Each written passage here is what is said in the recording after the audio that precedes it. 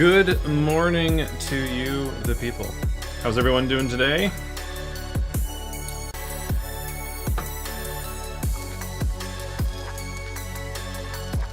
Today we've got a couple things going on. Hey everyone, Jeff from Strumwood Guitars. Thanks for stopping by. And today we're gonna do something a little bit different than what I normally stream. This is only the second time I've done this. Today we're going to do some broken headstocks. So I tried setting up another camera behind us, so we'll see how that works out. And just kind of follow along and go through the process. So before I kind of get there, I will go up to show you what we're working on. And we've got a couple Epiphone basses, and it's funny, I always get the question of like, it's an Epiphone. Why are you doing this? It's not worth fixing. In my opinion, no, this is just my opinion, my job is to fix a broken guitar. It's not my job to tell you that it's not worth fixing. I know a lot of people have that sight, and I get it. I'm not disagreeing with that. I don't think that these are worth repairing, but that's irrelevant. That's my decision, or that's my opinion rather. And when someone comes to me with a broken guitar, I fix the broken guitar, because that's the service I provide. But I'll get off my soapbox. So in any case, we actually have a couple Epiphones, and yes, it's a very typical Gibson broken headstock where we have the snapped top right off the front.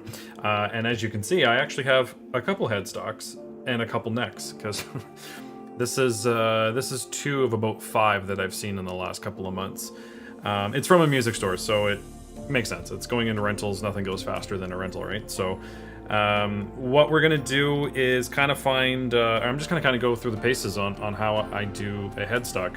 And then also on the bench that I have behind me, which I do my clamping for when I'm putting this all together, and I'll show you all that. But I've got another one that I'm just trying to wrap up for today as well, which is basically done the procedure, and now we're gonna try and do a little bit of finish cleanup and just make it look a little less visible than what it did. So, I guess the first thing is we'll find out what neck we're going to be looking at here. So the first thing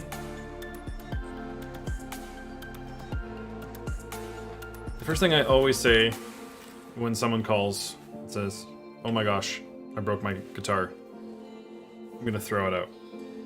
Everything's fixable. Depends on how much you want to pay for it. So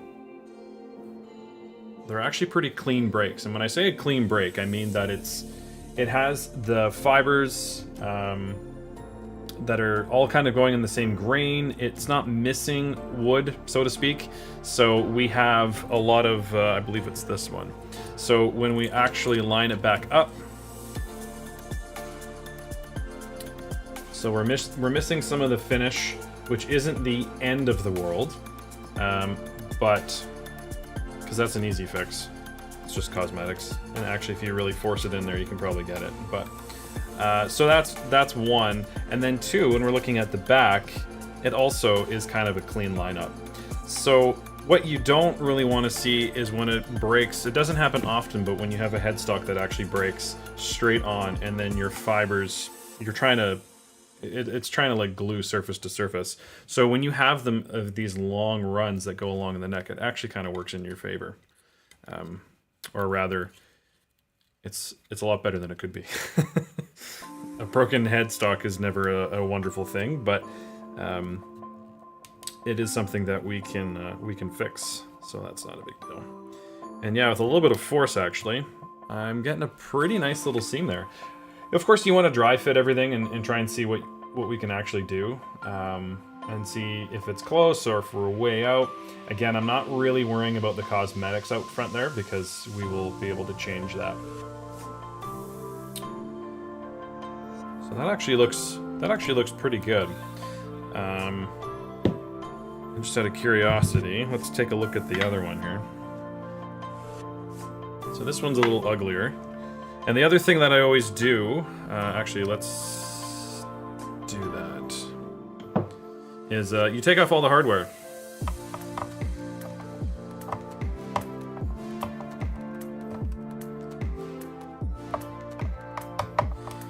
Because we obviously don't want to lose anything. It gets in the way, it doesn't help us line it up. We'll bring it back when we're all done.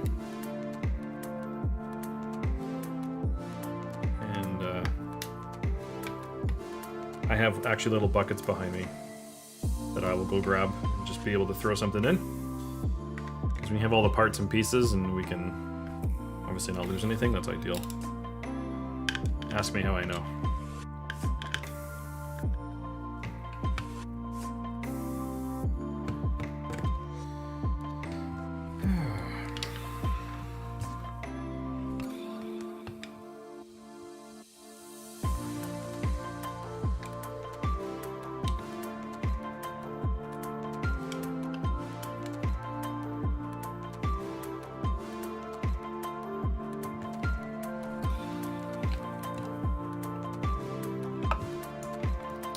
Okay, I just want to see a lineup right now. I'm not going to worry about taking it all out, so I'll just put that aside. Kind of see which one's the easier one. We'll save the other one. So going back, so this one's got really long grain marks, actually. When you are looking at these lines, yeah, it's kind of tough to see the detail in that. But you've got these really long, sweeping... can I get it in this camera at all? Sort of. You can see these really long grain lines that are coming in here. That actually gives you a little bit of extra space for glue, because that's really what we're trying to do. We're going to take a hard bristle brush, break off any of those loose fibers. I actually want to remove a little bit of wood. I don't want to take out big chunks, but these little things in between, it just gives more space for glue. And when you're doing these, we generally want to do, I mean, everyone's a little bit different, but I almost all the time do just tight bond. It works quite well for this. And sometimes, and the one that I'll get to in a minute, or in a couple of minutes, that one actually I was able to just kind of squeak some in with a syringe, because it was just a slight crack that went down the back. It wasn't a full headstock break. So sometimes you can also throw super glue in there. I mean, depends on what the break is, how long, how deep, all that kind of stuff. It's a little bit easier to flow super glue than it is a wood glue, but you can also add a little bit of water, lets it seep in there, gives you that freedom. But it does change from job to job depending on what kind of space you've been given. So yeah, taking a quick little peek at this. Actually, let's go this way so you guys can see as well.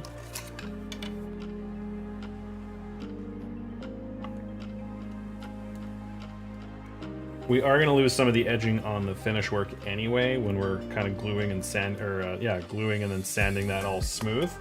So I'm not terribly worried about that. That actually lines up quite well too.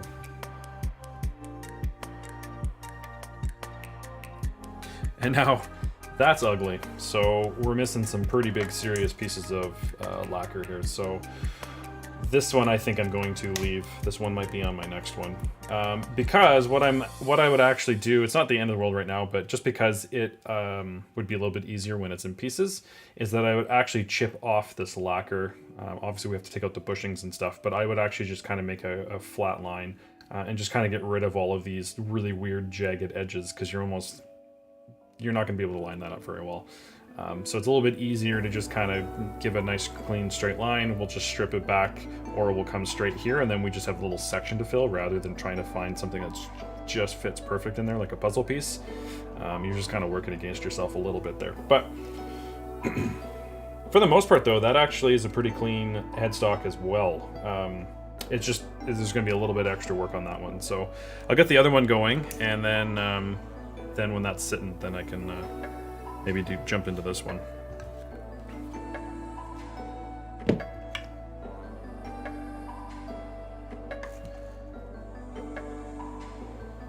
All right, so these two go here.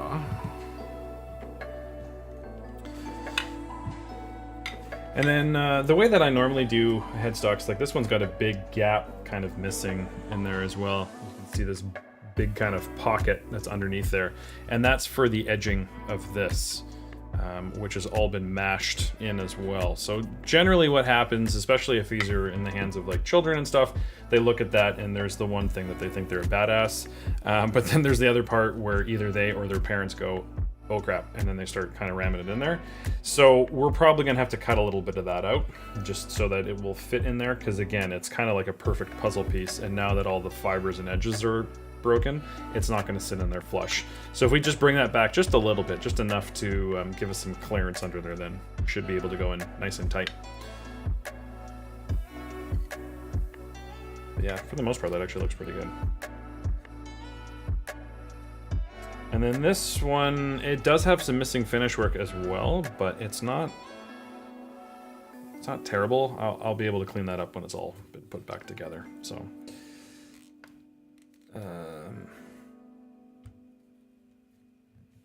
right.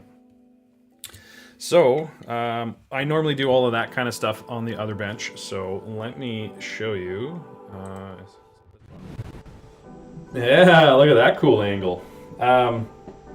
So this is a headstock that has been split, and what I did was just kind of clean up the edging.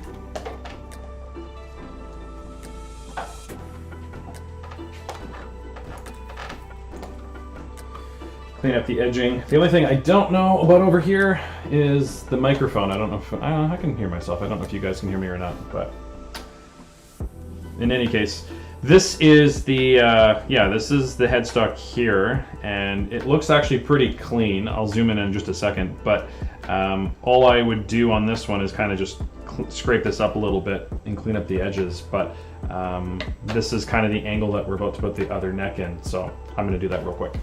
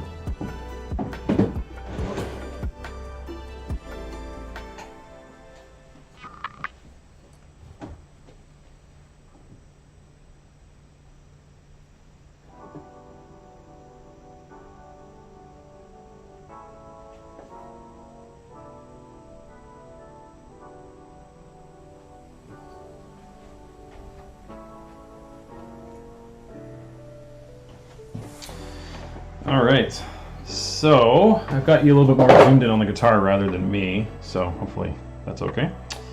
But when we're looking at this, let me actually grab.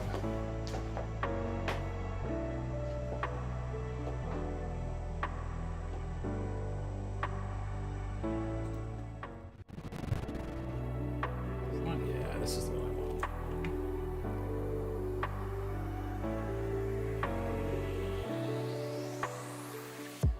Again, apologies as I try and sort out all these cool angles and stuff. Make it a little bit easier for you all to follow along, but this is actually pretty. Okay, so when you're looking at fibers, of course, when it focuses, there we go, you can see that we have some different angles and stuff that we're using on here. There we go. You can see all these different lines and stuff that are kind of running through. For example, let me grab my poking device.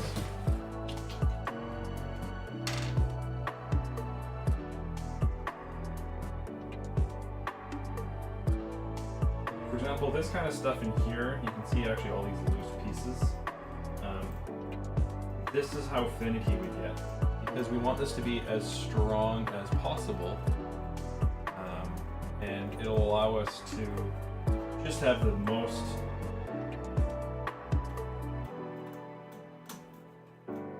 give us the best possibility of having a nice solid glue up. Oh yeah, all this kind of stuff just gets in the way and it holds it up.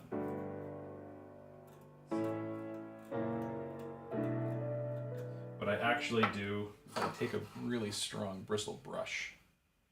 Sorry, I'm holding the phone right now, which is making this a little difficult.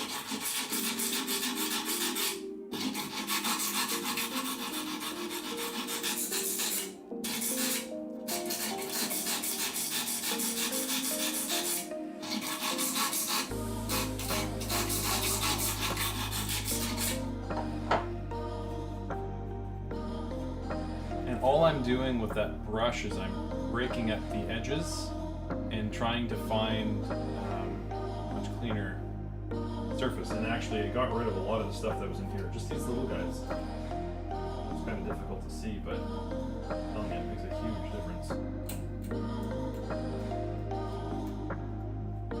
And then I kind of just, when I run with a knife like this, all I'm really trying to do is try and find anything that's loose, anything that's poking up. Maybe there's a big long grain that's kind of sticking in. So I'm kind of jabbing it from all sorts of different angles and stuff, trying to see if I can find basically any imperfections there.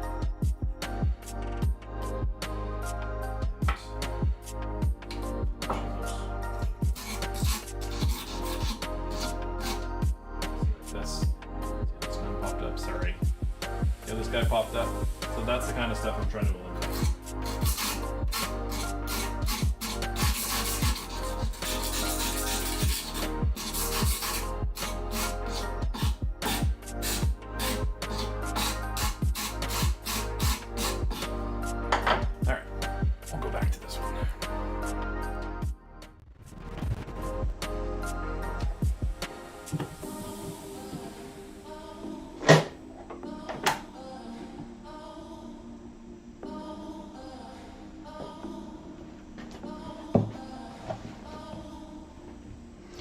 Come up a little bit.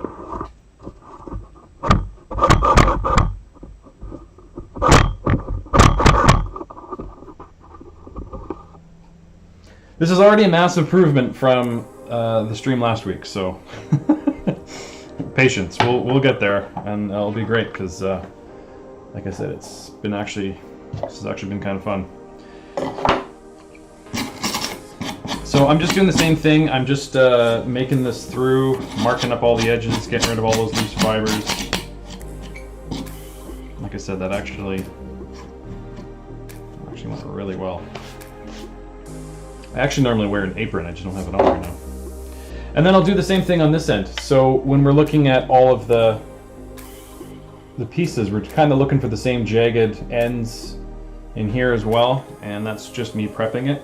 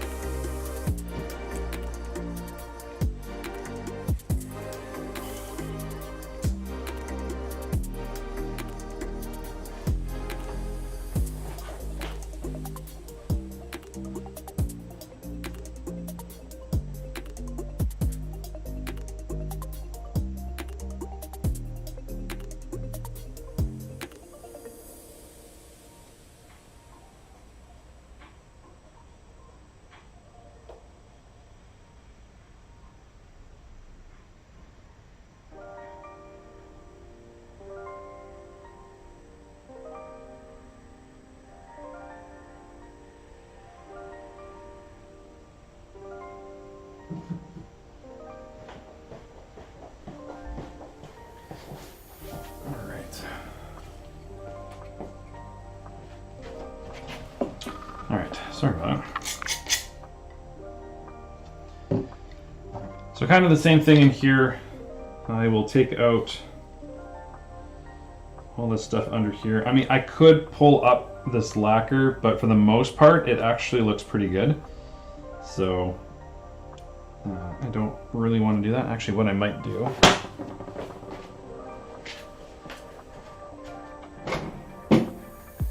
is go to my torture trunk.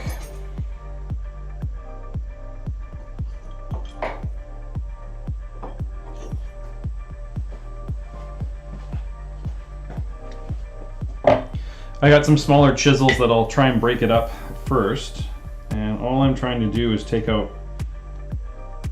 trying to eliminate the big puzzle piece that's in there and just make it a little bit more of a kind of a gap. I don't want to go crazy and overboard. It's just enough to give me some freedom.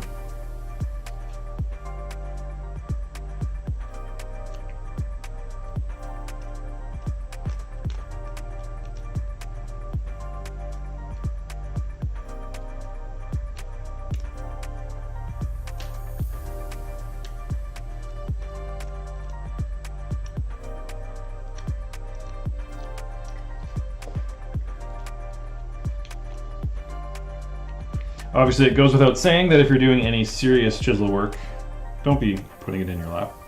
I'm just kind of picking at the end. I'm not really using any force, so I don't have the feeling that it's going to go through and into my hand.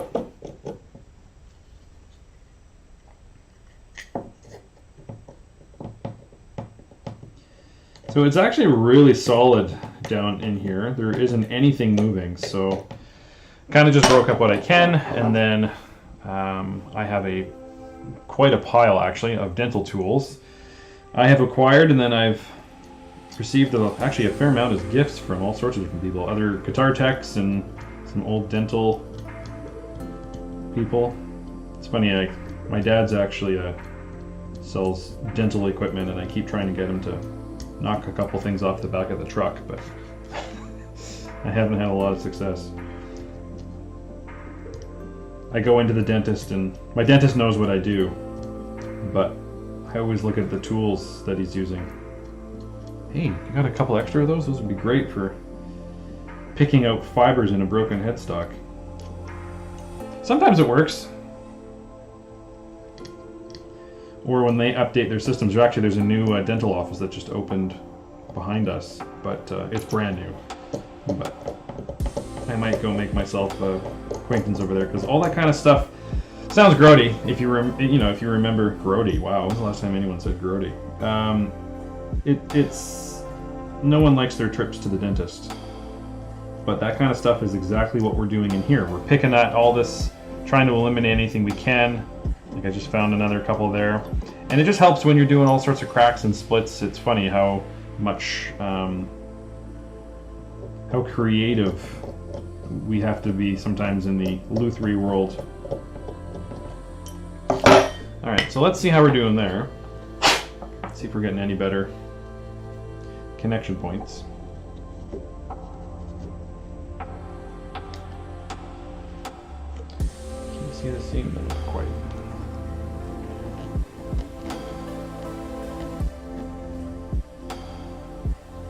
But we are basically in there. I think what I'm going to do though is I think I'm still going to take off just the edge of this a little bit.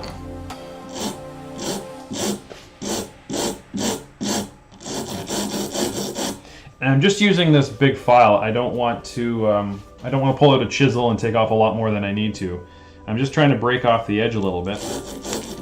Gives me a little, just move it back a little bit so I'm not, again, I call it the puzzle pieces. I'm not trying to find all these little fibers and put them perfectly back. I'm just kind of breaking them a little bit so it's a little bit of a better connection. Give us the best chance we can get.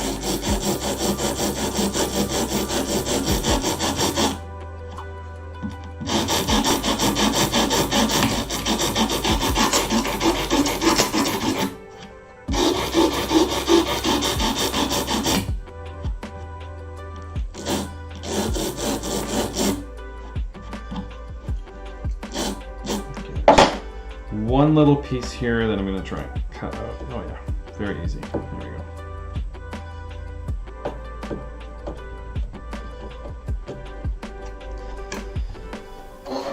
Let's see if I can bring you around just so you can see.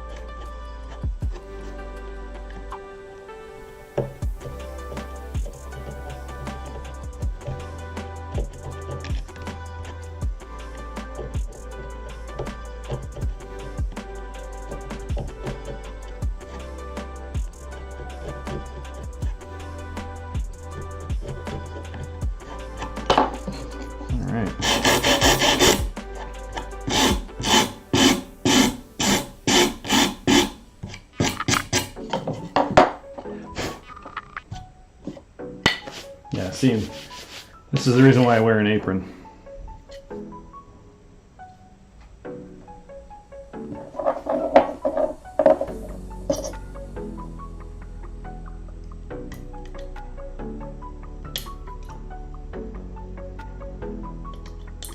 So this bench cam is kind of cool, but I think what I'll do is I'll put it on a stand. It's on a tripod, it's just in its smallest setting, so thought the bench top would be good, but I think I'd put this kind of over my shoulder and put you like, you can't even see where I am, but like put the camera like right here so you can really see what I'm doing.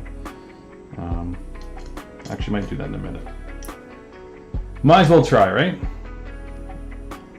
Considering there's me talking to myself at this moment, which is great though, because I'm trying to figure this all out and see it kind of live, and I go and watch myself, no different from learning your guitar or your instrument.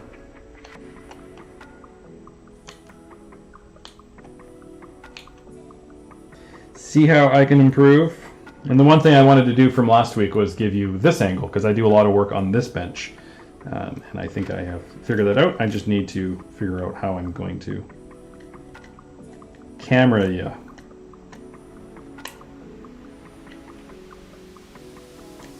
If you have any suggestions, please feel free to let me know.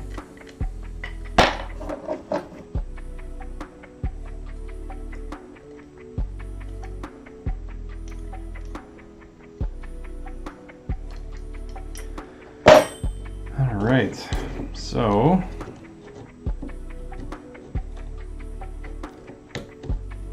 yeah, that feels much better. Holy. So it's coming together quite nicely on all sides. Like, I don't even feel a gap in there, which is exactly what I was trying to do. Obviously I can see just the slightest, but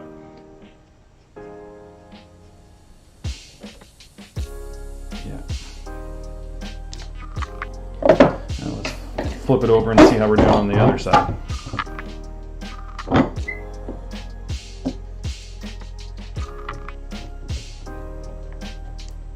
Oh yeah, you can see it. You can see it notch in here. And in fact, it's actually even holding itself, which is, that is ideal. Yeah, now there's a little, we've made this little ledge that it kind of sits on.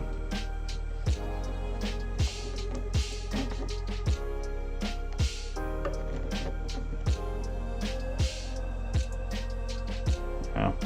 The other thing, and I'll bring, actually maybe I'll bring the camera. Can I use this mobile? I don't know if I can or not.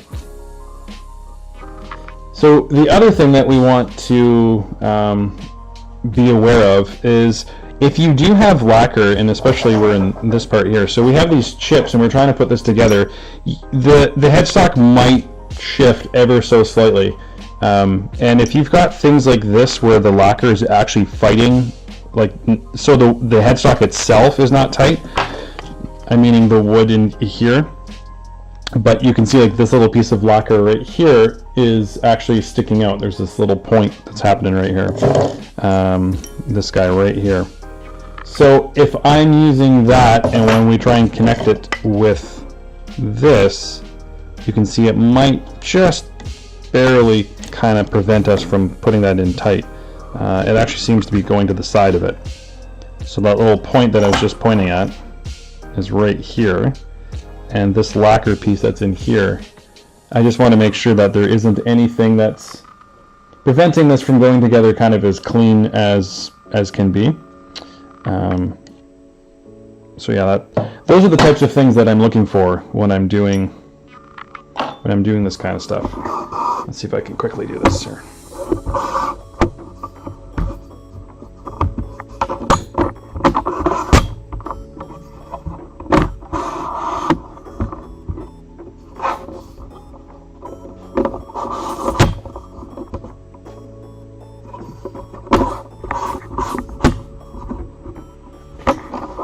Okay, need to go higher, no problem. I can do that.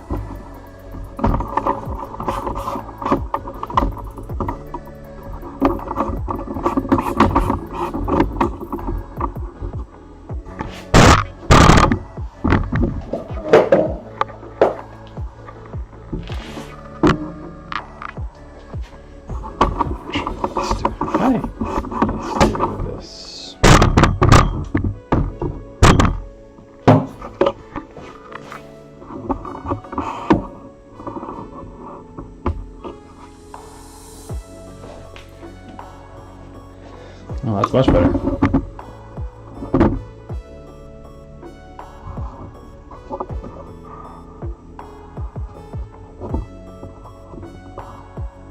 It's just a little tricky with the black gloss. Let's see if I can do it without the lights.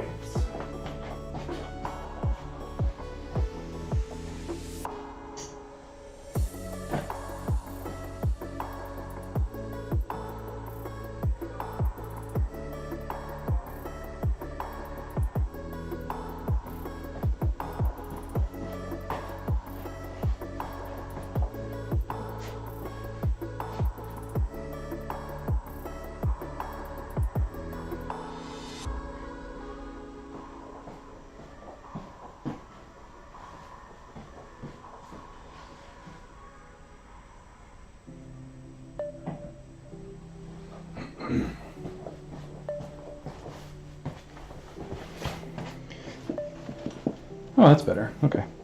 And actually, I can see. Normally, I turn the lights on when I'm doing any kind of glue up, just so it gives me the best viewing. But I can see this quite easily.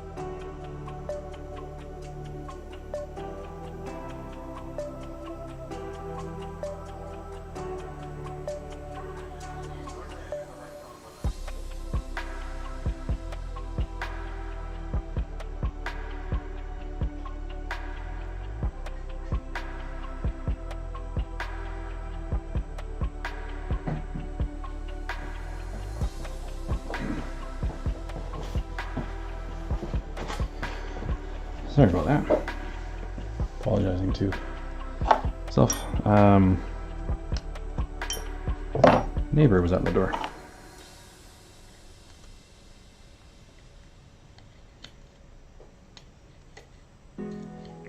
All right, so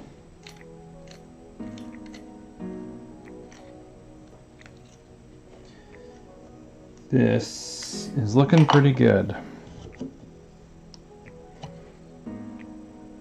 I'm going to take that little edge of lacquer off, what I was kind of talking about. I'm going to take this edge off on, actually on either side, and then ever so slightly. I'm not trying to go crazy. That's probably good there. I'm going to come back and finish this anyway, so.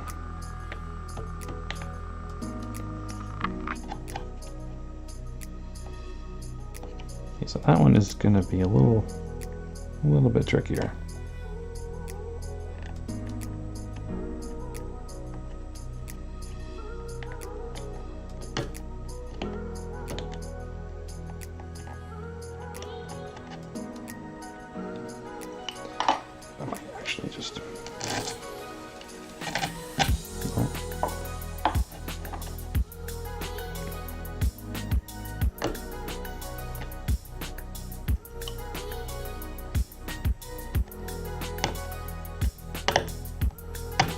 I'm not even putting force behind this. All I'm trying to do is just see if I can get a little bit of edge, just the corner of that to come off. And actually that did it, so perfect. But that's nice and snug. And then what I'm looking for when I'm doing any of these headstocks is these lines that are in here, we want to make sure that they're all coming together, but also the lines going along the back here. So I'll take this around.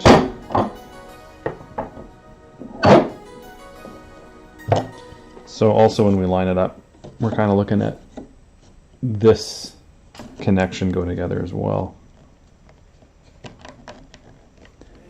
And it's, as it is, it's practically invisible. And there's no, normally if it doesn't really fully line up, you'll feel it. So if you kind of run your fingers along it, you should be able to kind of feel some sort of ledge, but I'm not feeling really anything. A little bit on this side, but again, we're going to sand it all down and stuff when it's all done. But that actually is something I should have started off right off the start, is when you do, hopefully you don't, but if you do ever had a broken headstock, or that goes with cracks and stuff, the first thing you always want to do is run your hands along that and feel it. Don't do that, because the oils and dirt and stuff that are on your hands can sometimes actually prevent the glue from working at its fullest potential. So I would I'd advise you not do it. I always wash my hands before I do this and stuff, and I wipe down the area with naphtha, which I've already done. So it kind of eliminates all of that, all those oils and stuff that are in your hands, just to give us, again, every split chance that we can get. Well, I think we're pretty much ready for glue up. So the funny thing about this as well is this always changes from job to job. There's a lot of people that, a lot of guitar techs or carpenters or anything like that, they always make a joke that there's never enough clamps. But it also depends on how your angle is. So I kind of have a makeshift thing that I do for these, and I think it will work on this one too. I've seen some pretty elaborate jigs that actually hold from the back of the headstock and kind of presses it in place, but I actually have just a plate that I put on here to kind of hold it smooth. I actually put it on the front, so I'll put it on the other side, and that will allow me to, well, here, let me show you. So I'm going to be using it anyway.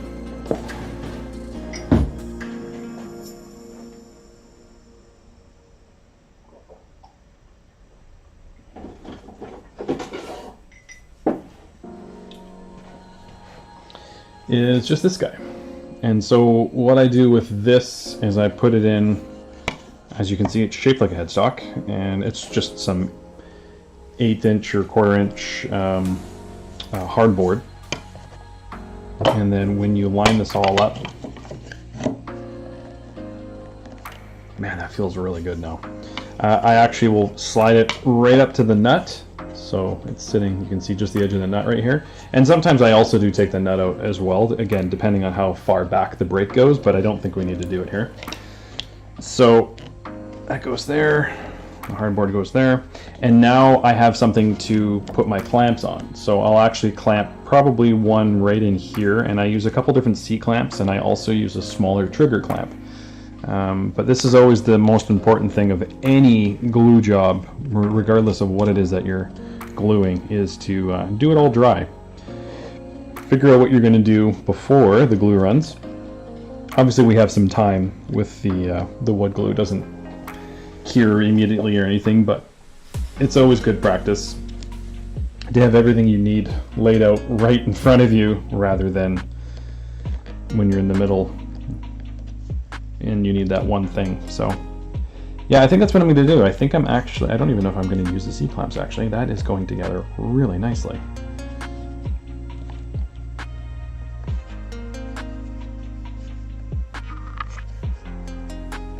There's a lot of glue surface there. I think I actually might just pinch like this. Might just pinch 2 stands in there, and I think that's all you need. Sometimes on these you think you need to clamp and go crazy, and it's not necessarily the case.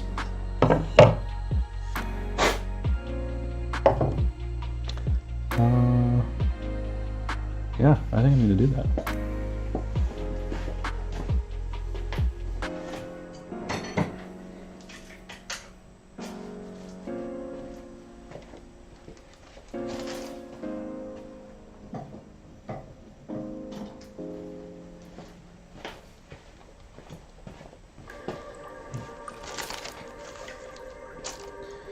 Alright, so I'll get these out of the way. I don't need these anymore.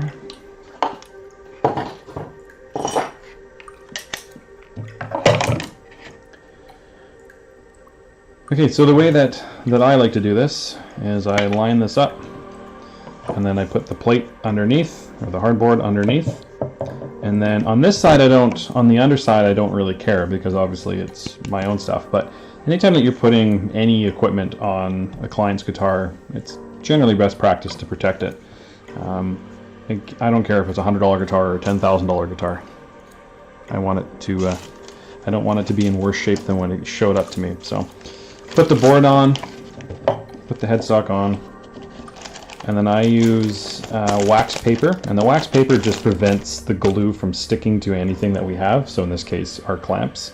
And then what I would also do is, depending on how wide this is, I might actually, now that I'm feeling this, I might actually just use a piece of acrylic on top to kind of serve the same purpose of what the hardboard's doing.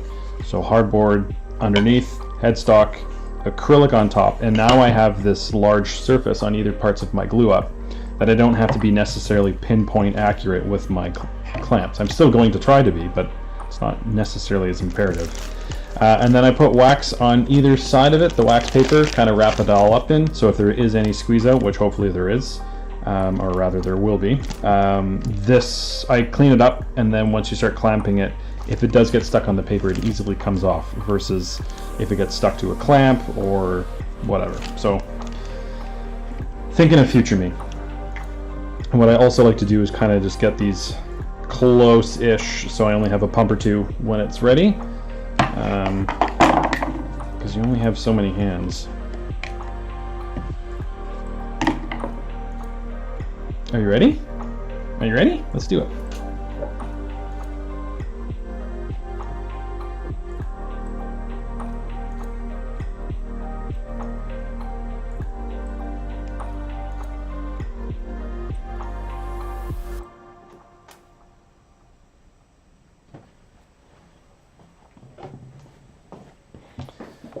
I think I'm peeking a little bit there. Oh yeah, I can see that now.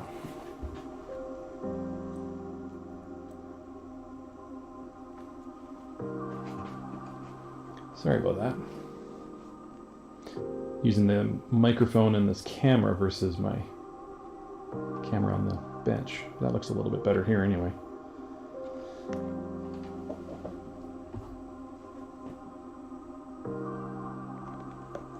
Okay. The other thing that I need is some paper towel and some water.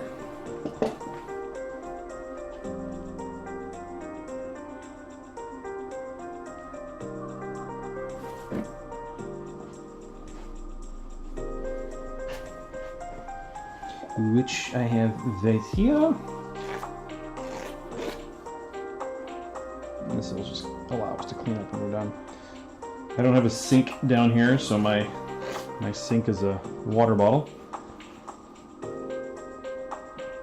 Does the trick though.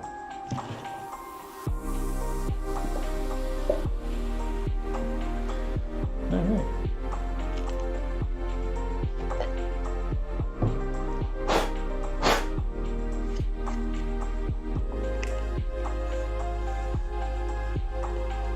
Let's see how Bluebot's gonna treat me today. Ugh. Cannot stand these Bluebots. It's a cool idea and premise, but I would much rather just use the bottle.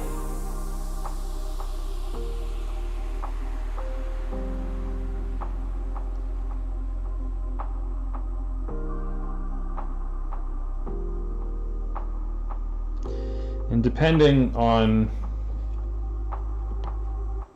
how this all lines up and how much space you have and so forth, obviously will depend on how much squeeze out you will have. We're gonna have a fair amount, and I'm anticipating that / looking for that. So what I do is I kind of blop a bunch on, and then my brush, which is nowhere near me, I use to kind of get it in place, and then I'll add a little bit more. And obviously, yeah, see it's already leaking out over here. Amateur hour.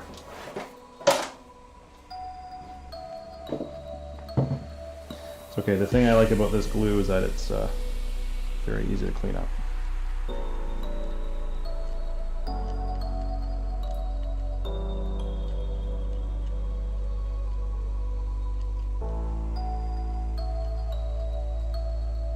And it's not the end of the world. I've said that a lot, apparently.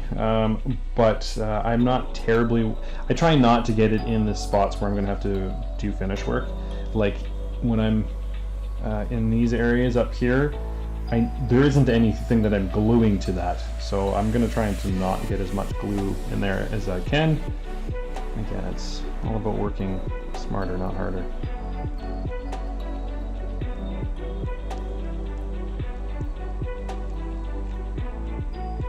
As you can see with us smearing this all over the place, it's actually soaked into the wood. So we'll do a little bit more on either side, and then we'll put it all together.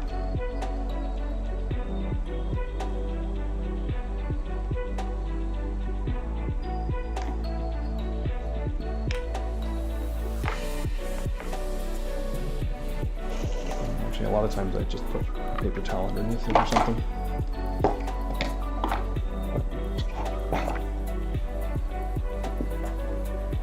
This is also why I'm on this bench and not on my main bench. Because then when my next guitar goes on the bench, I don't have all the dust or whatever it is that I'm doing getting all over the guitar, which generally most people appreciate.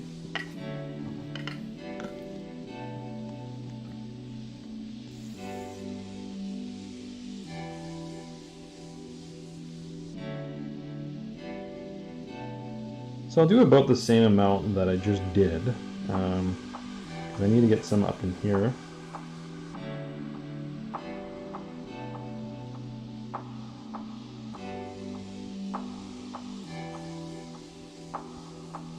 And then I'll do kind of another coat.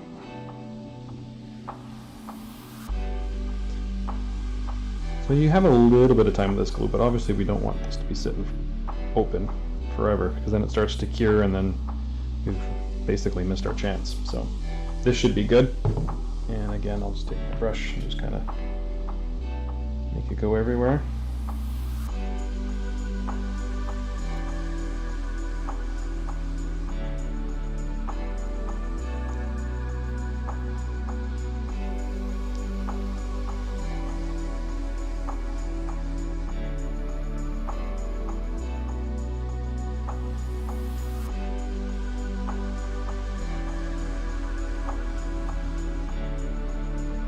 This is always where it gets a little creative. Here we go.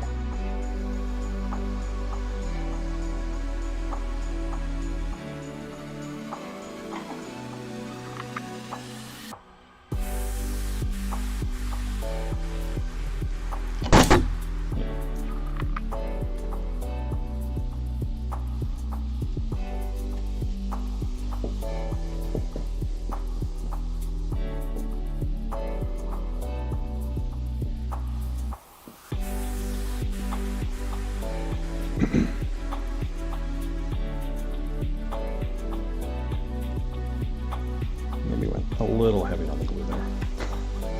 That's okay.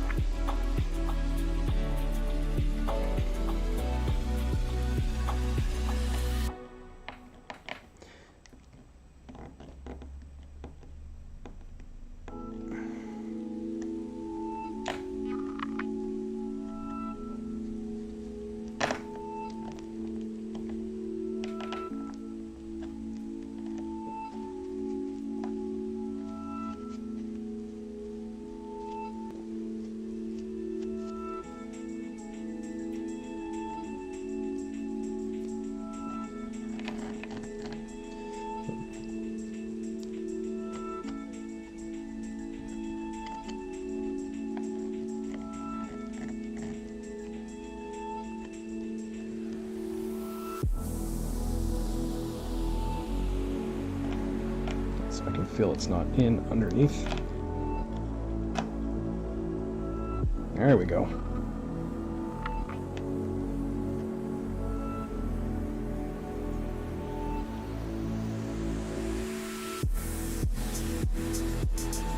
I even told you to be prepared, and here I am not being prepared. I don't have any of my water cleanup.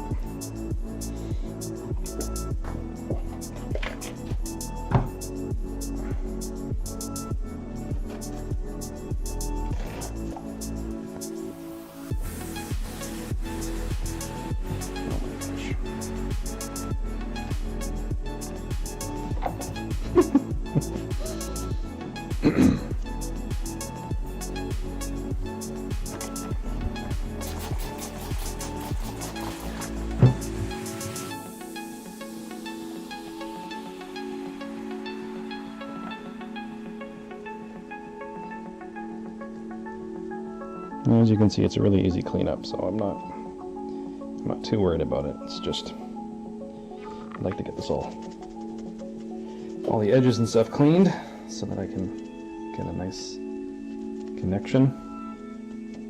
Make sure that it fits good, which I can feel that it is now, which is it wasn't at first. So like I said, went maybe a touch too heavy on the glue. And I think I was starting to say it before everything fell apart in front of me, is that we don't want it to be, if you don't have enough glue, then there isn't enough strength holding it together. If you have too much glue, there's a good chance that you're not going to get that connection, which is kind of actually what happened. Actually, let me just do the bottom edge here.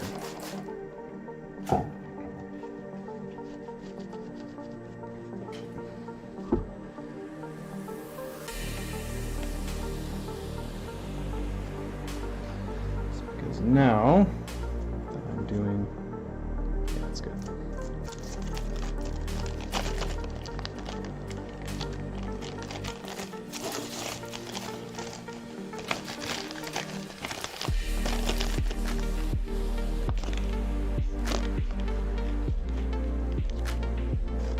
There's that.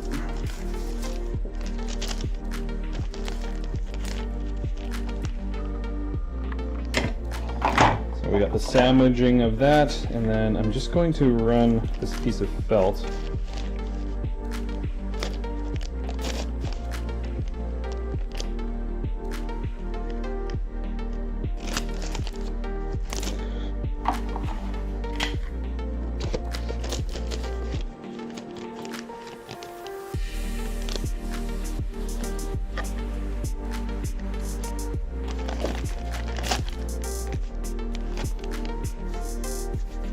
All right, so let me move you back a step here.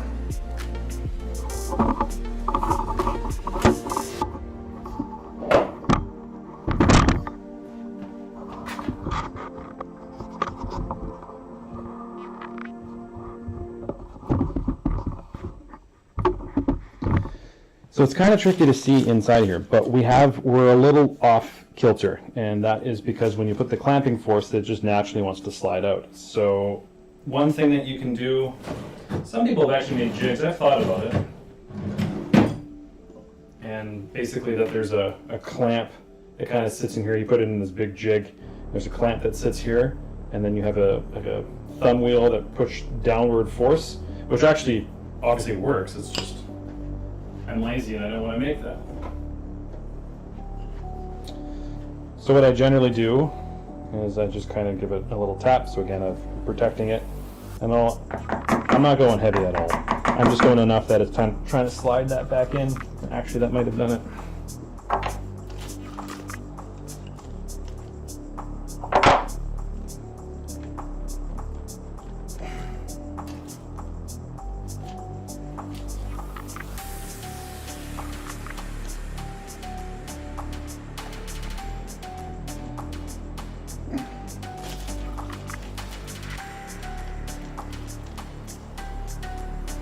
Alright, that was a little unnecessarily messy. Sorry about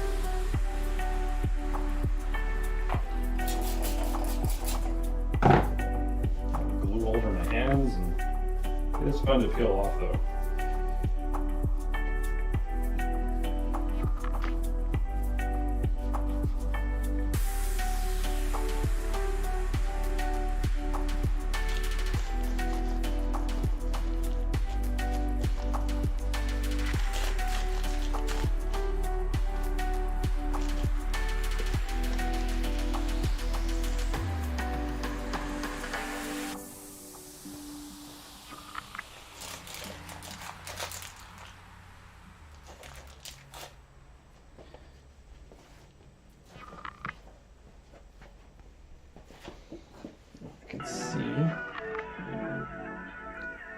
Needs a little bit more persuasion.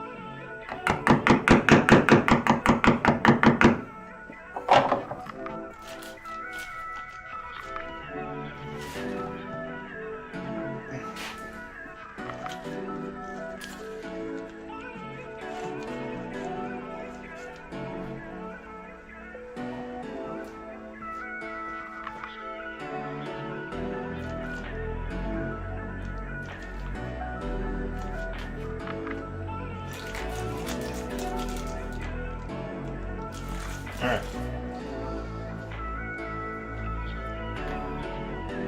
Cool.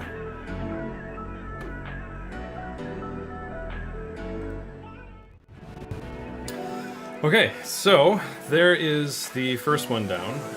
So what I normally do on those is I clamp it. Actually, that's what this rack is up here and behind me. That's all kind of my jobs that are in the middle of drying and stuff. So the next one we're going to pull up, I'm just going to go upstairs and go wash my hands real quick. But the next one we're going to do is just a little bit of finish work, and then that one I'm on my way to go deliver. So yeah, that's kind of the whole process. I normally leave anything clamped for at least 24 hours. I know the glue dries really quick. It's just, I'm in no rush. I got enough to do, and it just gives me a little bit more stability that I don't have to worry about that. So when I clamp it all together, just let it sit, put it on the rack so it's out of my way, and then, because the next guitar is going in the vise, and then I can start working on that one, and then I'll probably pull that other one out. I think I'll probably be live again on Thursday, so we'll take that out. Because this would be the part where you're like, okay, now coming out of the oven, and you have a completed one, which I can kind of do. I have another one, but it's also not finished. So anyway, I'll be right back, and we'll glue up the next one.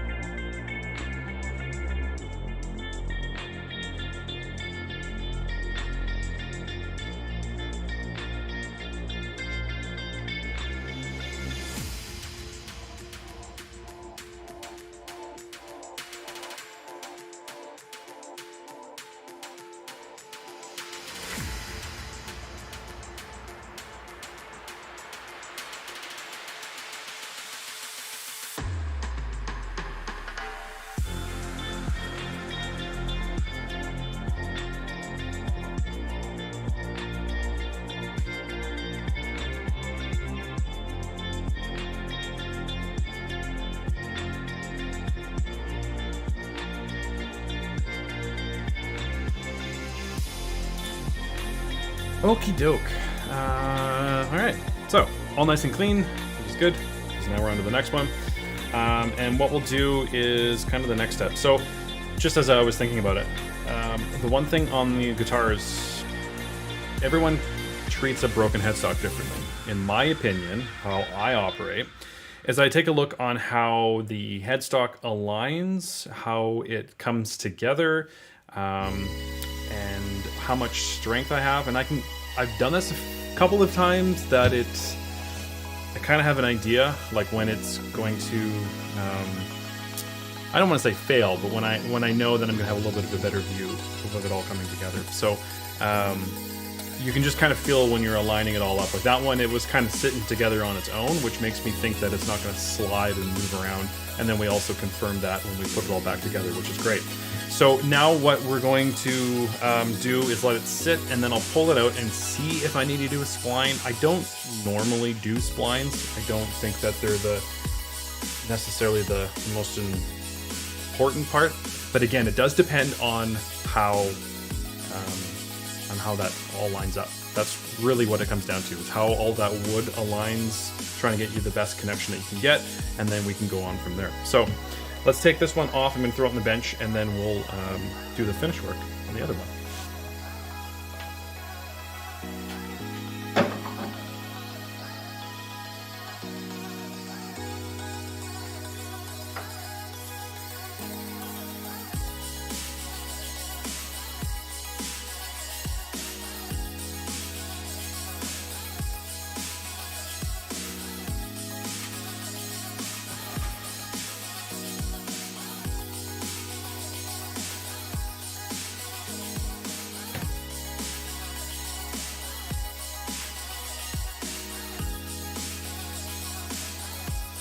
Alright, so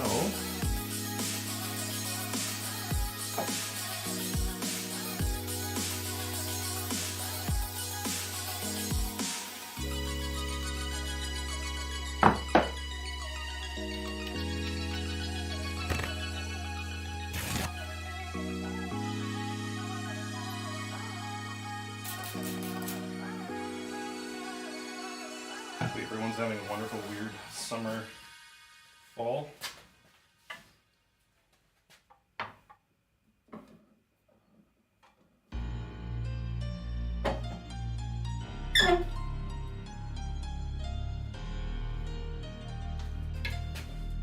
Alright, let's switch that one back over.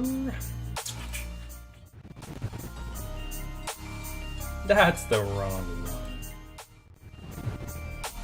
There we go. I'm excited to actually align all of the software for my streaming.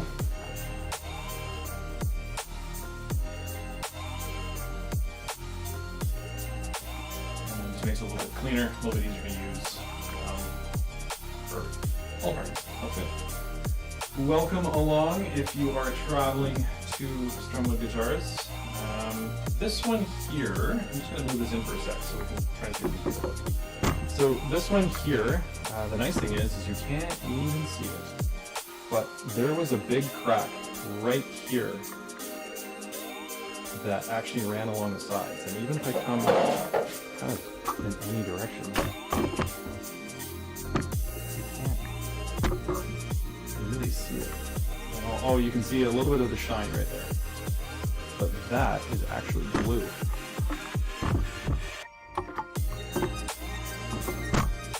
So this is what we're going to do. We're going to clean this up a little bit and see what we can do.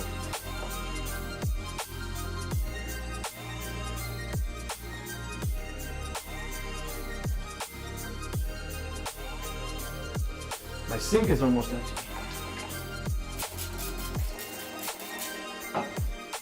All I do is just use a little bit of water and it will free up and break down that glue. So even when the glue is dry, so like the one that we just glued up, I will have the ability of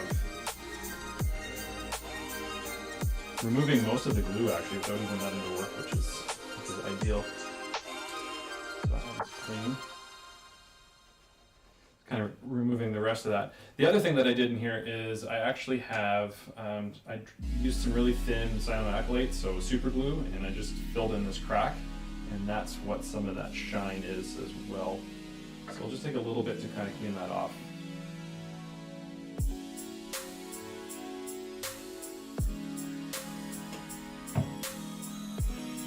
For me personally, at this state, because it's very minor, I think there's actually was a crack in this headstock at one point. So this is kind of just the second one. I'm not really going to go crazy and try and make this perfect.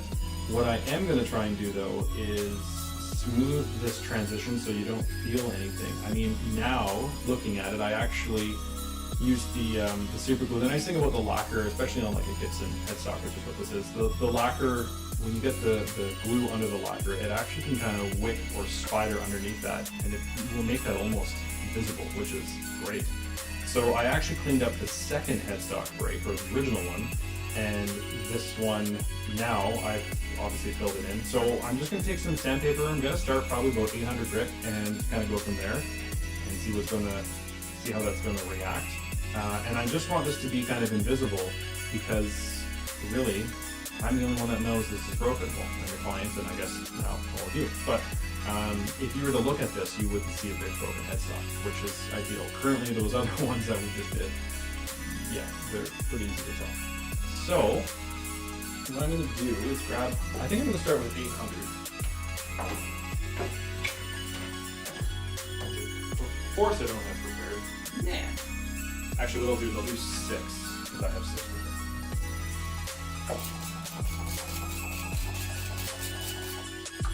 And this is wet. You can do a wet sand with it. I do wet sand on any sort of finish work.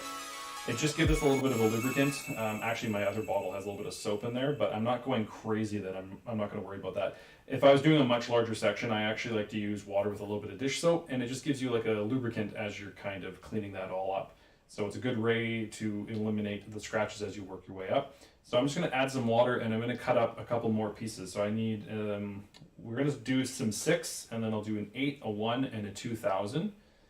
And then that should get us pretty close to being nice back with the sheen, and then we'll use some wax.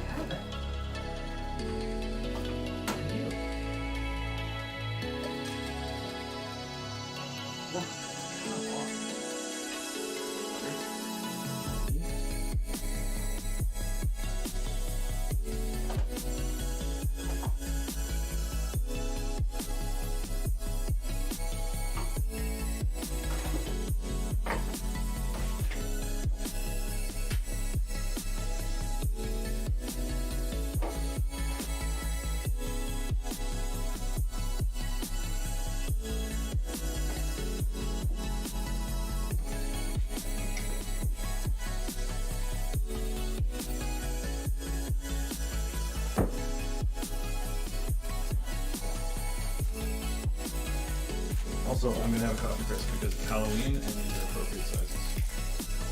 I get made fun of constantly because there's always some sort of sugar or pastry in my shop, and actually my regular clients will bring me like a 6-pack of pastries, and then they ask me for a favor. But guess what? It works.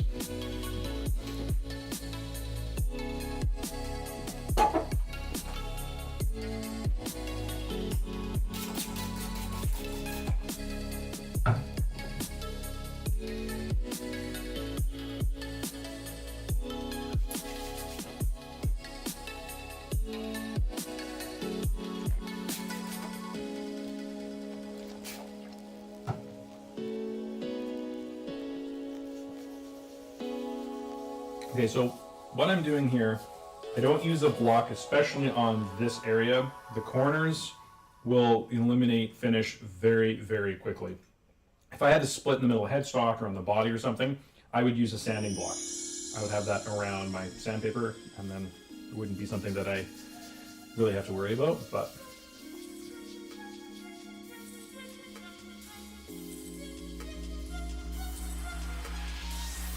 And you might kind of wonder what's best. It's a little bit different because we're in the finish now, so there's obviously been multiple coats of lacquer that we're sanding into. We are not sanding into the actual finish, so we're not going to the stained brown or anything. We're going into just a clear coat. So you can kind of go in circles or lines, it's whatever you prefer. Sometimes I even like to shake it up and do both. But the one thing you want to keep remembering is to just keep that moisture. It doesn't have to be like soaking, sopping wet, but we do need a little bit just as a lubricant. We don't want to be sanding anything dry.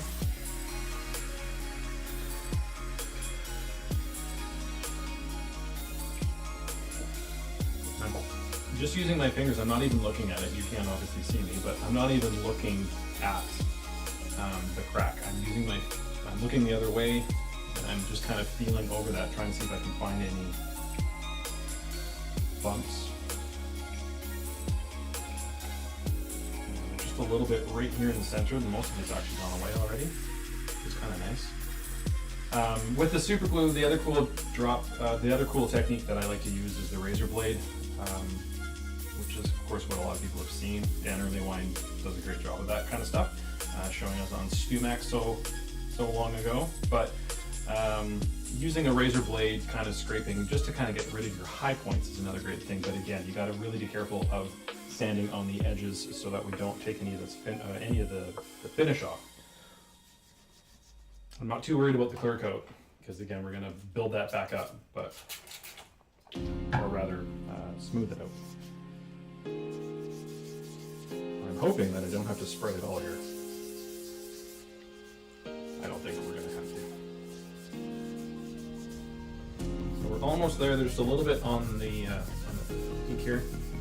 And then when I have this sanded, I'll try and see if I can get a little bit closer. Actually, I'll leave that one little notch so you can see it.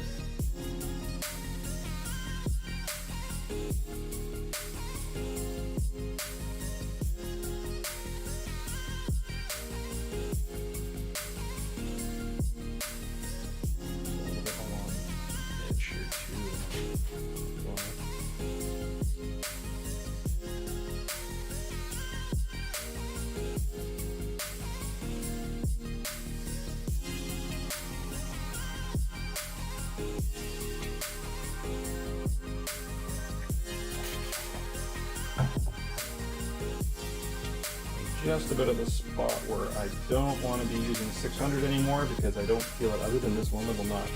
Just because again, I don't want to be burning through the finish. When you start going up the grits and you get to the 1000s, 2000s, it's almost impossible. Not fully impossible, but it's next to impossible to actually get to the finish with that. You'll be there for a while just because it's such a fine sandpaper. So if you're using a coarse grit, you want to kind of do a little bit. Check it out, see how it's going.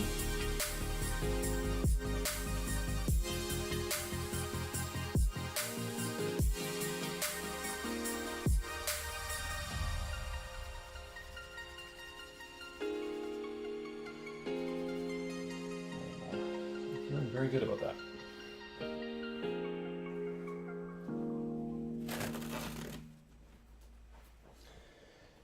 Just use my shop towel. Dry it up.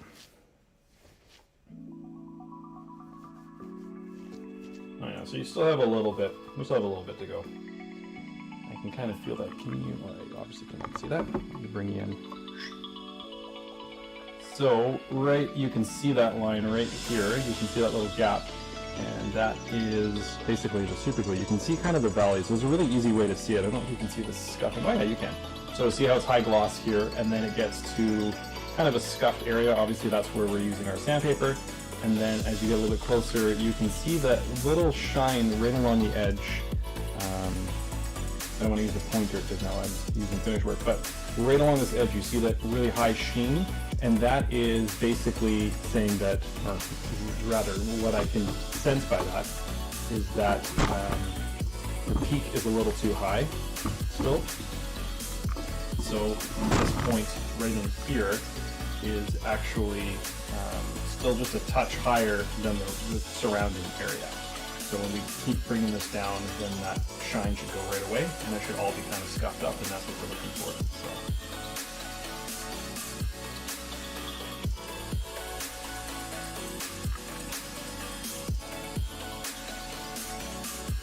So I'm only going to do a couple more strokes because I'm seeing some signs of wear. It was worn down before. Again, this is not the first time this one's been broken. So just be cautious of that. Less is more.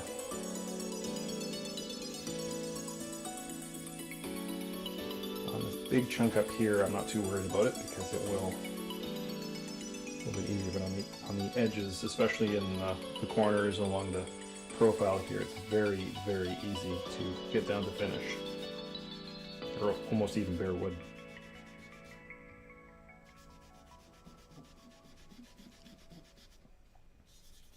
And generally when I'm doing this, I like to, it obviously depends on what the client requests as far as finish work goes, but if most cases, most cases, it tends to be just make it secure. I don't really care what it looks like. Unfortunately, you've left it in the hands of a perfectionist / guy with OCD. So I generally tend to go a little bit overboard, but then I know that it feels good, and they're not going to look down at it and go, it's okay. It's the last thing I want.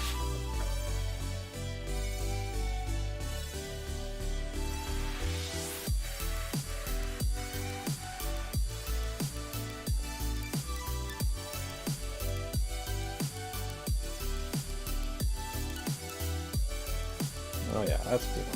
Feeling really good. So even though we still have a little bit here, we still have a couple more grits to go, so I think we might be okay with that, but I'm not feeling anything.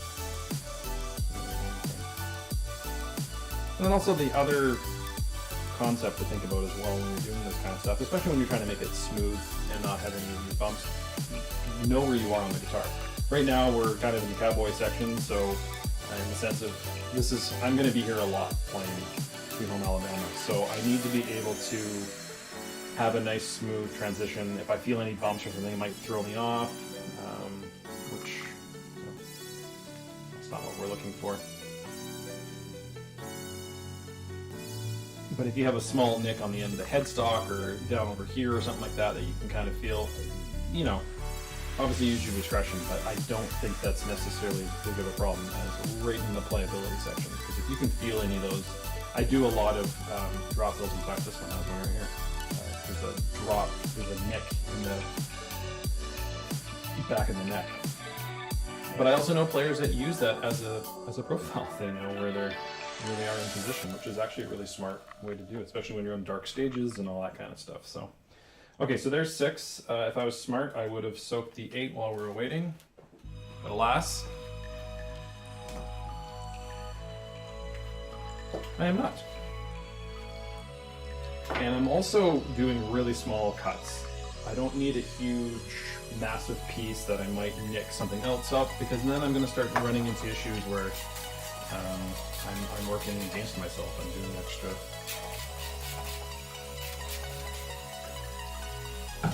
finish work, which I don't really necessarily need to do.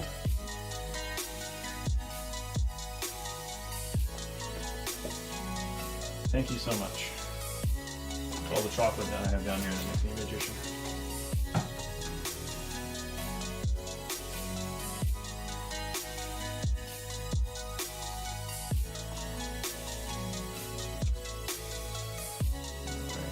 So, add a little bit of moisture to this again. Now we're on to 8. It's a little too rough.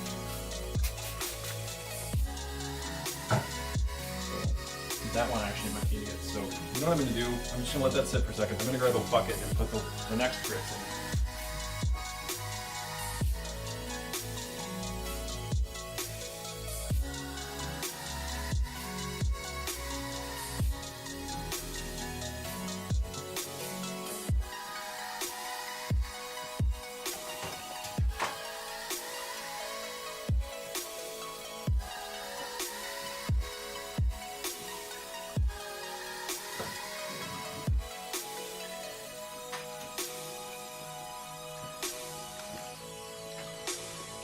Wish I remembered that I bought.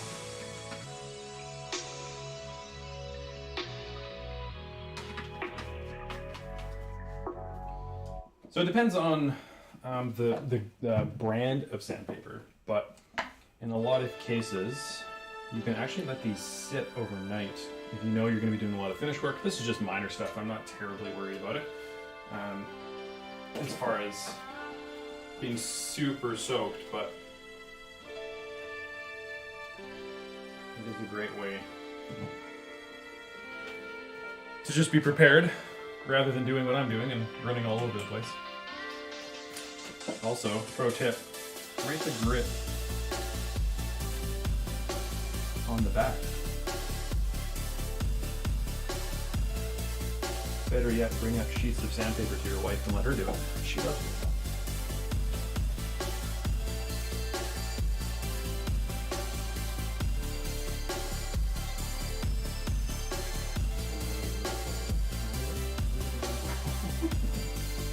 Oh, I didn't touch it.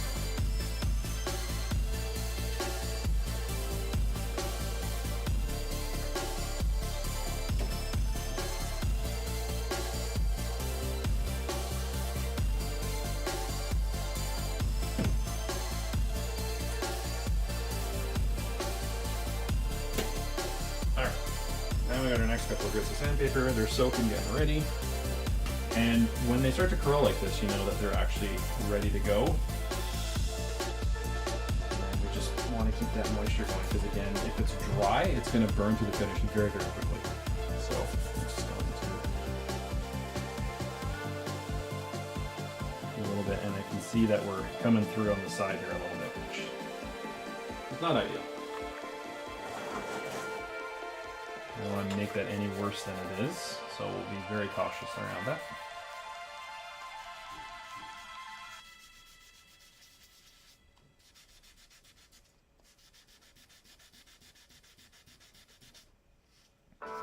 And now this little notch that I was feeling at the 600, I've used a little bit of 800, and it's gone. So as we kind of move up the grits and get more and more closer to, I call it glass, but gets closer and closer to that just perfectly smooth finish. That's kind of all we're really aiming for.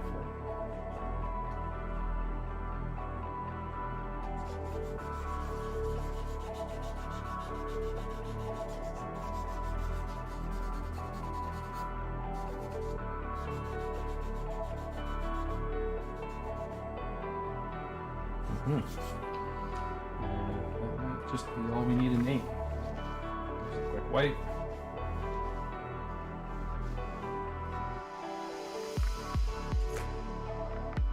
Yep. That is gone. I am not feeling that at all. And now we can take a little bit of a sigh of relief because we have done basically the hard work. When you start getting into the 1 and 2,000 grit sandpaper, it's going to be really easy to kind of just bring that up to a high sheen and not have to worry about damaging your finish. This is where this job can go from 10-20 minutes all the way up to a couple hours if you have to respray and do lacquer and stuff. But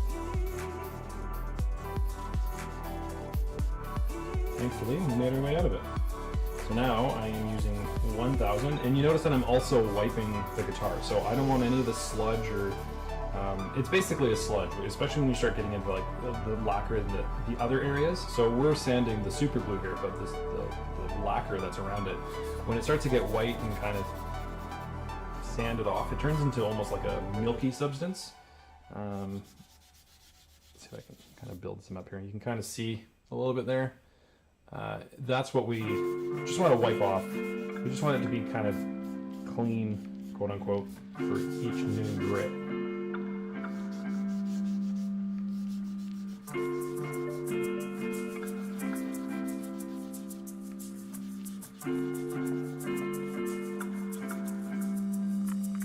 That is feeling very, very good. Very, very good. Cool. All right, so, and then we'll go on to the last one. We'll do a little bit of 2 and wipe this down.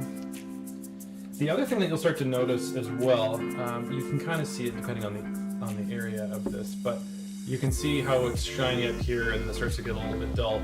You may have noticed that this is actually starting to gloss up. So as we sand, basically the reason why we keep going up in all these grits, as it is in any other thing that you're sanding in grits, the next grit is kind of removing the last grit, if that makes any sense. So as we kind of go up here, so I'm about to use the 2000, which is about as far as I start sanding. I do have some 2500 and I do have some 3000, but I don't often use it. Just because what starts to happen is it becomes so fine that now this little section that I've been sanding is quite a bit glossier than everything else in the area. So yeah, I'll do a little bit of 2 and then we'll get to the car wax. But then the cool thing is you'll see that it starts to kind of shine itself up. So again, it's all helping. So here's some 2. Just a little squirt.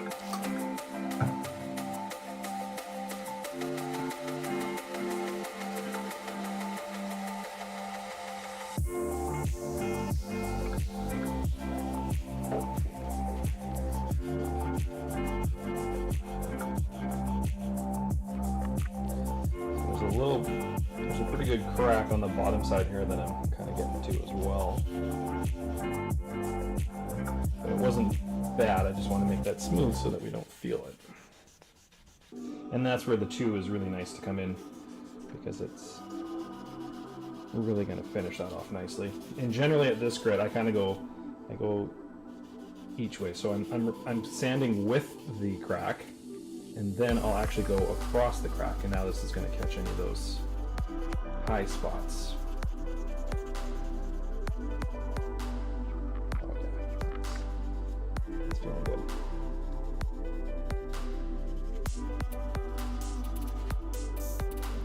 And the same thing up here. Going against the grain, so to speak, against the crack grain.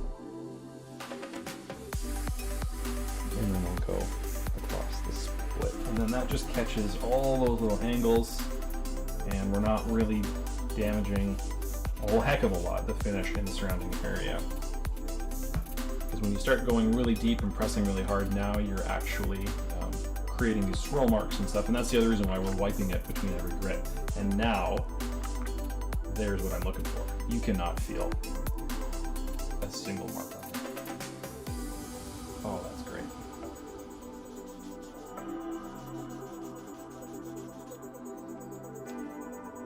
It's nice when it all kind of works out. Sometimes it doesn't work out. Sometimes you sand and you've gone too far. This is very borderline too far on the side. I'll show you in just a sec. But it will be just fine. So it's always kind of good practice as well, is just to give it a second before you make another something. Before I wiped it and I'm like, okay, I have to, use another grit or use a disc sander or anything like that. I'll just let it dry for a sec. I am using a cloth. I'm using a clean chalk cloth, and I'm just kind of wiping that. But I'll give it just 30 seconds and kind of let it evaporate, and then I'll come back and kind of give it a final assessment.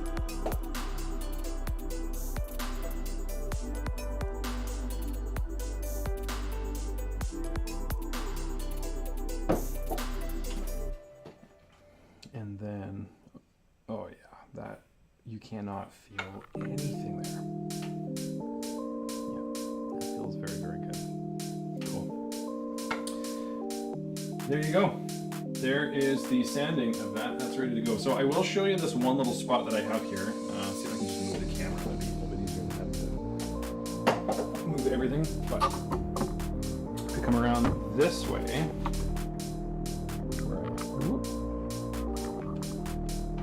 I will be setting up a zoom for the camera, so I don't have to be doing this, so sorry if you're throwing up. It's actually a little tough to see, but right here is, there's an area in that it's actually basically sanded through the finish, which is not obviously what we're looking for.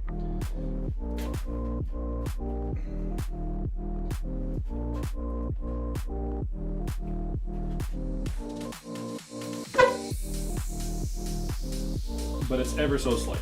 It's not anything too dramatic. Oh, actually, I know what I can do. I can do this one again.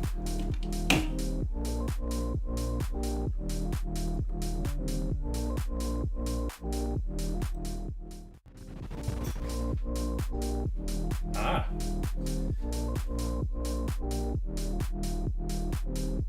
Upside down. Oh, I see. Promise I'll figure this out. Yeah, you still. Oh, yeah, there you go. You can kind of see it right in here. You can see this little part, which is not. I'm not terribly worried about that because it's very minor. It's also on the bottom side of the headstock, so it's not really going to interfere with us all too much.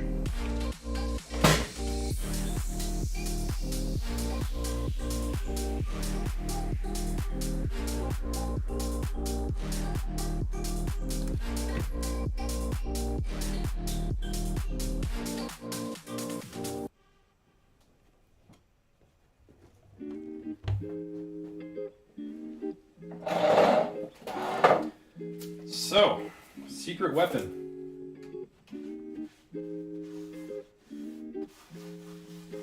I don't have a buffing wheel in here. I'd love to get a buffing wheel. If anyone would like to buy me a buffing wheel, links in the button. I'm just kidding, it's not there.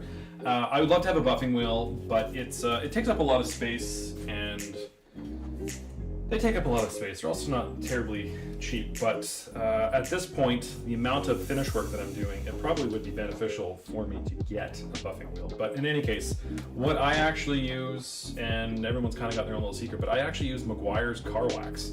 And there's all sorts of different grits that are on this. This is the polish, so this is like the middle, I'll call it. So they have a compound, which is basically their cut. So if this was really bad, really swirls, so if we did a lot of a lot of sanding and it went really deep into the finish, I would probably start with a compound because it's going to start to fill in those scratches and dings.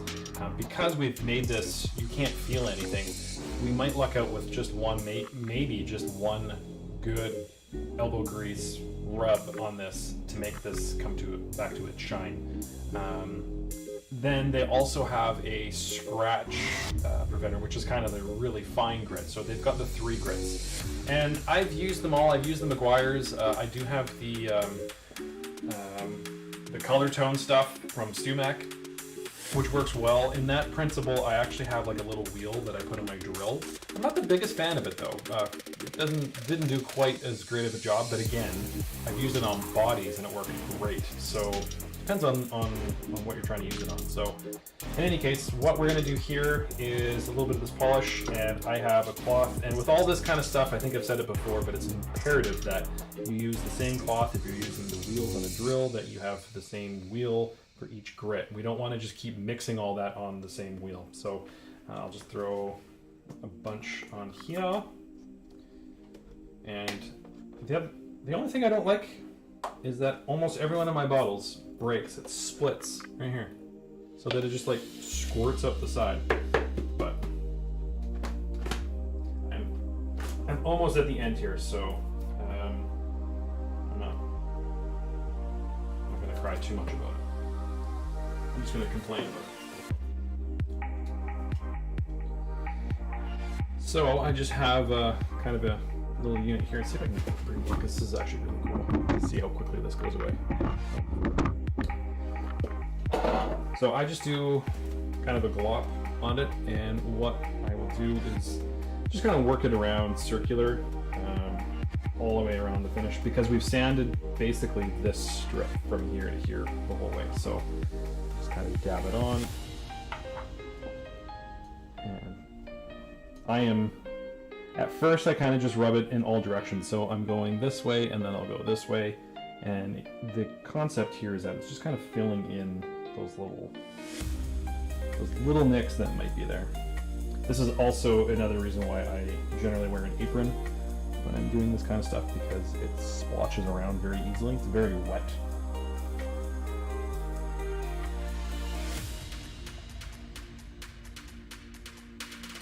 So that, this one. Alright, so just gonna go super hard now. I'm doing circular motions, kind of lapping over the other one, and I'll tend to do this probably. I like to do it 2 or 3 times. You want to do it before the compound starts to harden.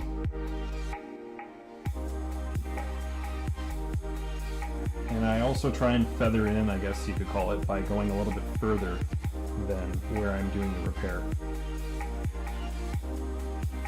So at the end of this, it should kind of look like we weren't even there. You know what I mean? That's kind of the object.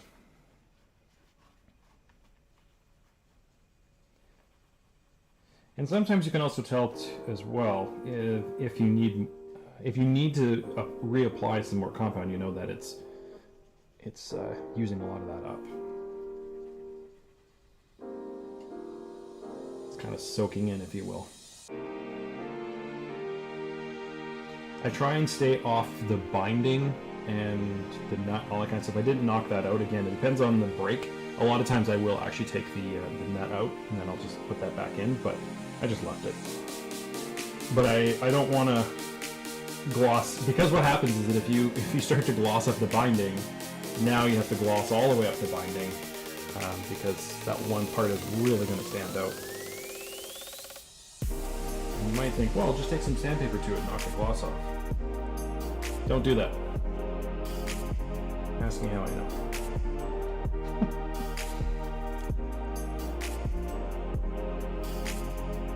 Alright, so we're basically kind of wiped up here, and I'm not really seeing a whole bunch, and I can start to see that it's clouding up on a couple spots. Look at that. One finish. One turn.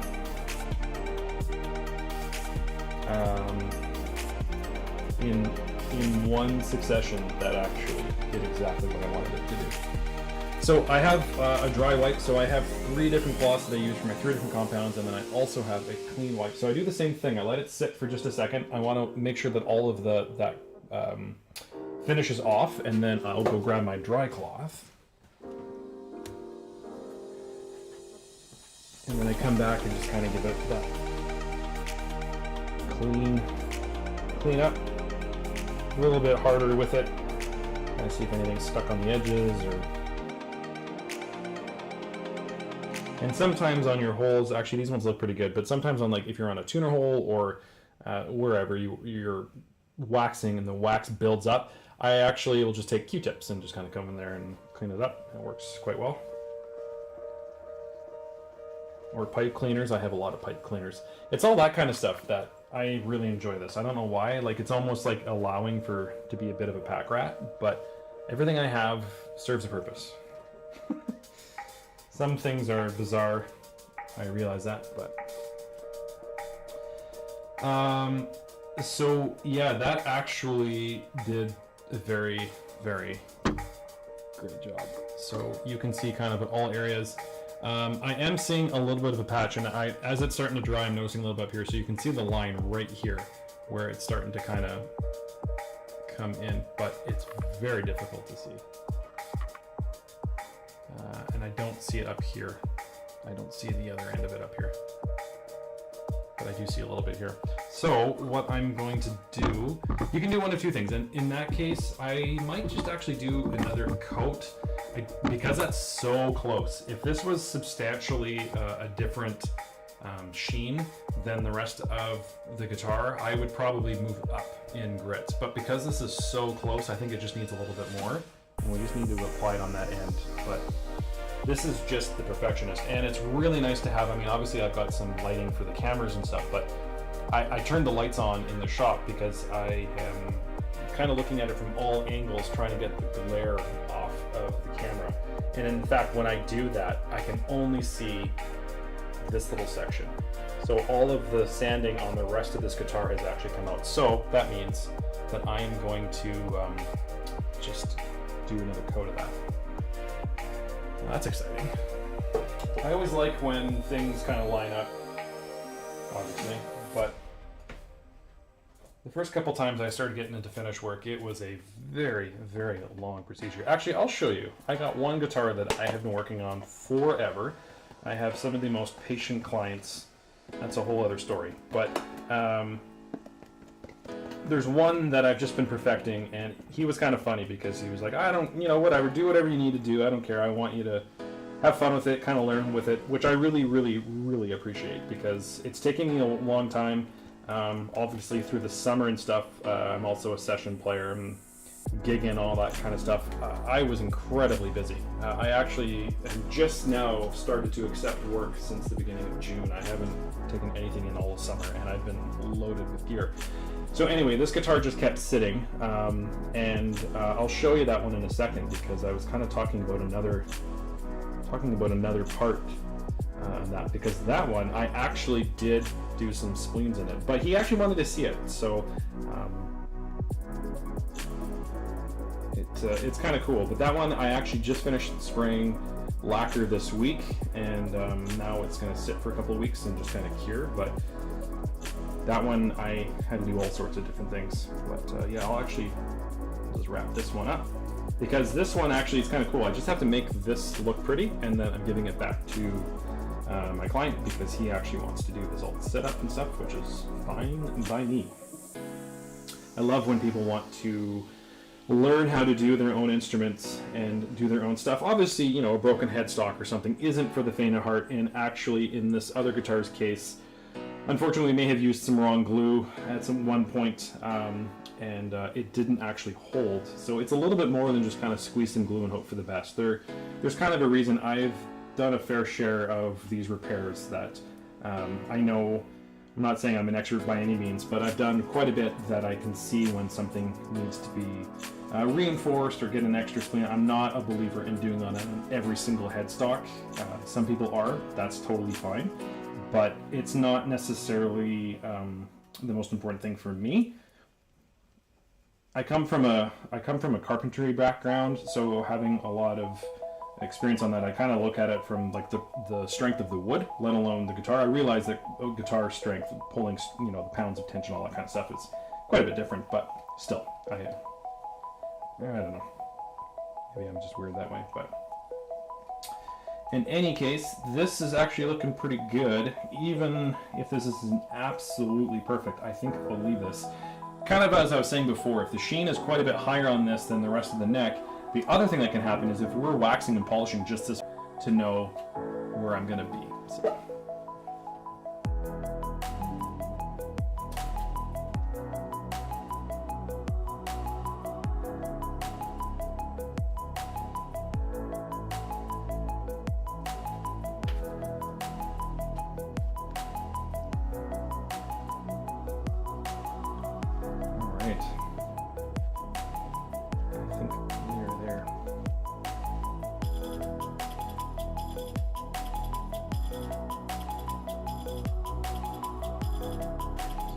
Sit for a sec.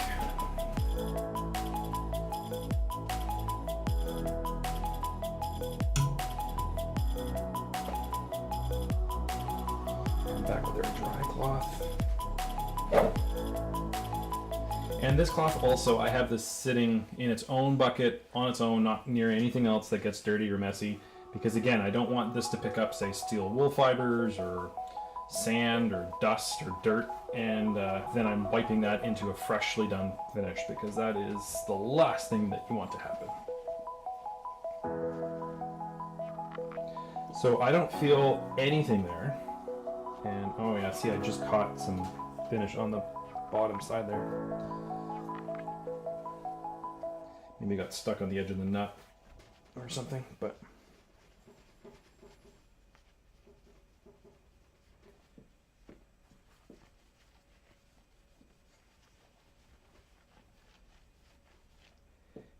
and now I'm kind of doing the light test, and yeah, we have got that. It's matching the rest of the guitar, so which is exactly what we need it to do. So now it doesn't look like we're actually here doing a repair, which is great. So yeah, I am very happy with that. That is a done job.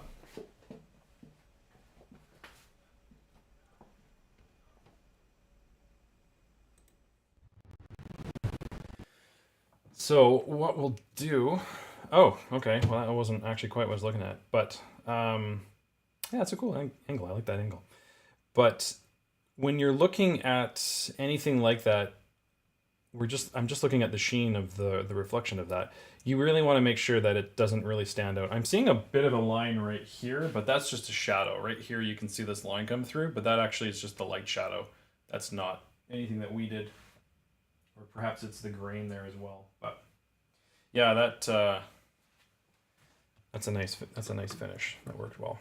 Okay, so is that what I'm looking for?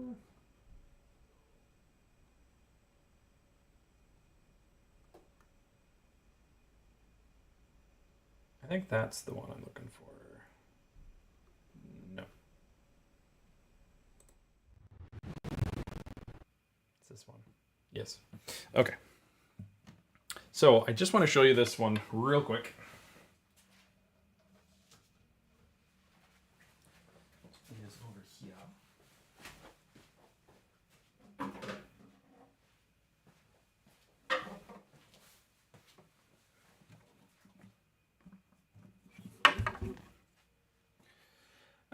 So actually what I'll do is I'll take this one down so that I can show you.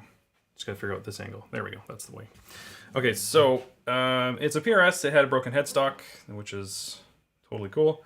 And you can kind of see this is a transition, and that I've got a couple more coats to do on that as well, just on the front. But the back side now has been, you can kind of just see just a little bit. You've got this spleen happening there. You can see the edging. I don't have any more free hands, but you can see just on the peak there. And let's see if I can put the light on there. So there's some there, and there's the other one there.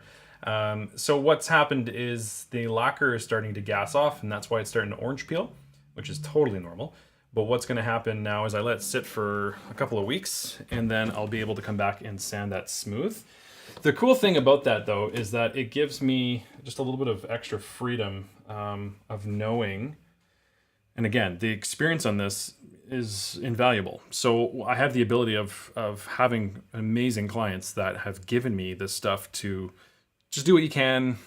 I was going to throw it in the garbage kind of thing. So trying different things, challenge different things. And I love that process. I think that's a great thing to be able to do, and to have people allow you to do that, which is ideal. So yeah, the orange peel, this actually, I just finished spraying this yesterday, so it doesn't look great.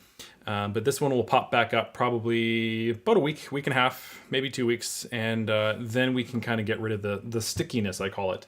But all of this is really going to eliminate itself as it starts to gas off. That's a whole thing on nitro. But I'm very happy on this because the back of this headstock was actually the same color as this neck. So it was really light. Let me get rid of my face just so you can see. Just so you can see that. So the back of this was the same color as this neck here the whole way through. So what I ended up having to do, because if I was covering this and made this perfectly black, I would have this one little section of black and then it'd go back to this really bright. So what I ended up having to do is actually airbrush a lot of the side, and I did the edging because I was trying to actually emulate what's happening here as it went through. So I did this a handful of times because I wasn't happy with what happened. And I also did a little bit of veneer difference there. At the end of the day, when this is all sanded and smooth and there's strings and tuners on there, it's going to be really difficult to kind of see that transition. Obviously, you can see there's a little bit of weirdness going on there. But yeah, I mean, obviously, I could have lifted up the inlay and the veneer and just laid down a new one. But I didn't want to. I didn't want to... I don't want to say take the easy way out, but it's nice that I have the ability to have that flexibility to try new things rather than, and then down the line, have the ability to pull it back out again, right? So in any case, I think that's enough blabbing for now. I have to actually go take that other one out. That's one of the wonderful things that I do, is I actually do pickup and deliveries. So now I got to go drive for a little bit. Thank you so much for checking this out. Thanks for hanging around. Again, I'm Jeff from Strumwood Guitars. I am going to figure out the cameras, figure out the sound. I realize there were some sound issues there, so I do apologize. But I'm actually enjoying this process of sharing what I'm doing. And I think I started to kind of get into that, where I love when people are doing their own repairs, whether that's a setup, whether that's a restring, whether that's something like that. And maybe you're not going to go to the full structural repairs, but that's why people like me exist. There's a guitar technician near you. Do some research, ask around, try and find. I would recommend the session players in that area, because there's a good chance that they have heard about those people. Maybe your family or friends have gone to them as well. That's definitely a good thing, rather than just kind of hoping for the best and it doesn't happen, because unfortunately we all have a couple stories like that. So I think I'm going to go live probably Thursday night. We will touch base on the one that we glued up this afternoon. So this is kind of fun. We'll be able to kind of process with it. And maybe we'll actually switch them. We'll glue up the other one and we'll start to kind of do some finish work and see what we need to do on that one. Until then, happy strumming. Thanks so much. Have a good day.